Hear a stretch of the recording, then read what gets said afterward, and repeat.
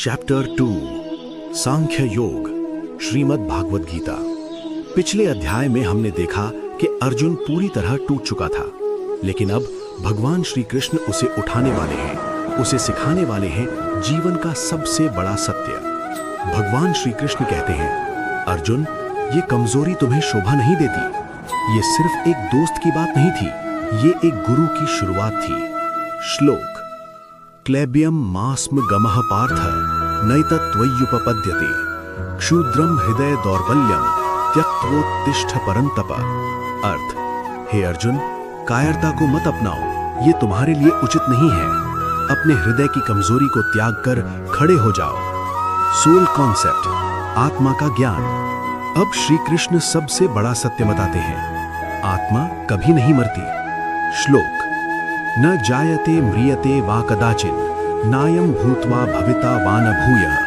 अर्थ, आत्मा न कभी जन्म लेती है न कभी मरती है, वो हमेशा रहती है।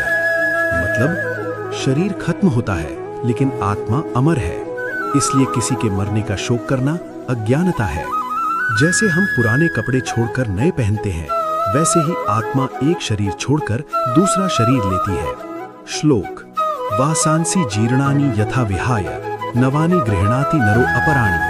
अर्थ, जैसे मनुष्य पुराने कपड़े छोड़कर नए पहनता है, वैसे ही आत्मा पुराने शरीर को छोड़कर नया शरीर धारण करती है। अब श्री कृष्ण सबसे फेमस टीचिंग देते हैं। श्लोक।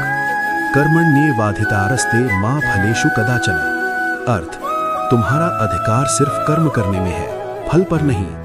मतलब अपना काम पूरी मेहनत से करो, लेकिन रिजल्ट की टेंशन मत लो, क्योंकि रिजल्ट हमारे कंट्रोल में नहीं है। जैसे एग्जाम में तुम पढ़ सकते हो, लेकिन रिजल्ट तुम्हारे हाथ में नहीं, इसलिए फोकस सिर्फ मेहनत पर होना चाहिए। श्री कृष्ण कहते हैं, जो इंसान सुख दुख में एक समान रहता है, वही सच्चा ज्ञानी है। ये अध्याय हमें सिखाता है, वेरिन आत्मा अमर है, वेरिन कर्म करते रहो, वेरिन परिणाम की चिंता मत करो, वेरिन और हर परिस्थिति में स्थिर रहो। अगर आपको ये ज्ञान वैल्यूएबल लगा, तो अगले अध्याय में हम जानेंगे कर्म योग, जहां जीवन का असली एक्शन शुरू होता है।